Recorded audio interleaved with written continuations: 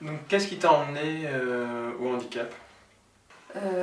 Disons que j'ai effectivement un parcours qui peut être jugé atypique dans le monde effectivement des combats comme ça contre les discriminations liées au handicap.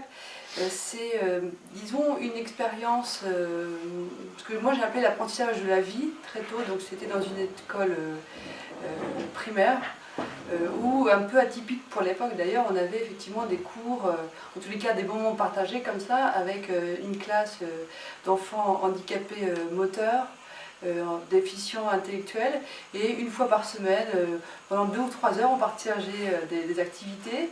Et donc ça a été le moment en fait où j'ai découvert ce que c'était effectivement que la différence, mais de façon tout à fait naturelle. Et je pense que c'est d'ailleurs le meilleur apprentissage de la vie. C'est à ce moment-là justement que les enfants sont prêts à apprendre la différence et ils ne voient pas justement les humains avec les différences que les adultes peuvent voir. Et puis par la suite, j'ai fait mon mémoire de DESS sur les questions d'accueil des adultes handicapés dans les foyers d'hébergement et dans les établissements du Calvados. Et je pensais m'en arrêter là, évidemment avec le handicap.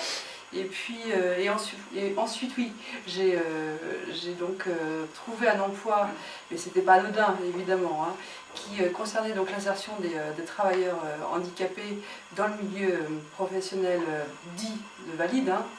Et ça a duré à peu près 3 ans, donc évidemment ça m'a passionné. Et puis je me suis dit que tout ça était évidemment fini, j'ai trouvé un autre emploi dans un autre secteur d'activité, et malgré cela, tout me ramène en fait au combat lié aux discriminations, enfin, lié au handicap, et c'est effectivement dans mon expérience professionnelle auprès des élus régionaux, je me suis occupée des thématiques de solidarité, de développement social et de handicap, et aujourd'hui je me retrouve évidemment à porter cette thématique, et même quand je veux m'en éloigner, tout m'y ramène, même si j'ai un parcours atypique dans le sens où je ne suis pas moi-même concernée par le handicap, hein. Je n'ai pas de handicap physique, moteur, sensoriel. Je suis valide et je n'ai pas non plus dans mon entourage proche de personnes en situation de handicap. Donc c'est pour ça que c'est un peu atypique, j'ai envie de dire, par rapport effectivement aux personnes qu'on peut rencontrer dans les fédérations, dans les réseaux, les associations de défense des droits des personnes en situation de handicap. Et est-ce que tu penses que les femmes ont un rapport spécifique au handicap?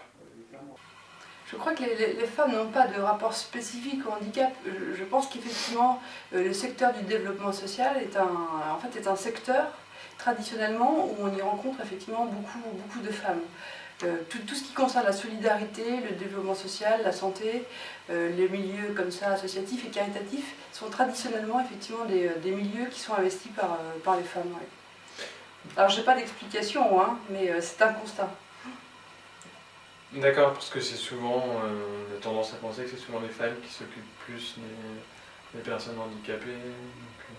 Oui, c'est une réalité, oui. Tout ce qui est effectivement milieu de la solidarité est un milieu extrêmement féminin. Oui. Que ce soit d'ailleurs de façon bénévole ou dans le milieu professionnel. Oui.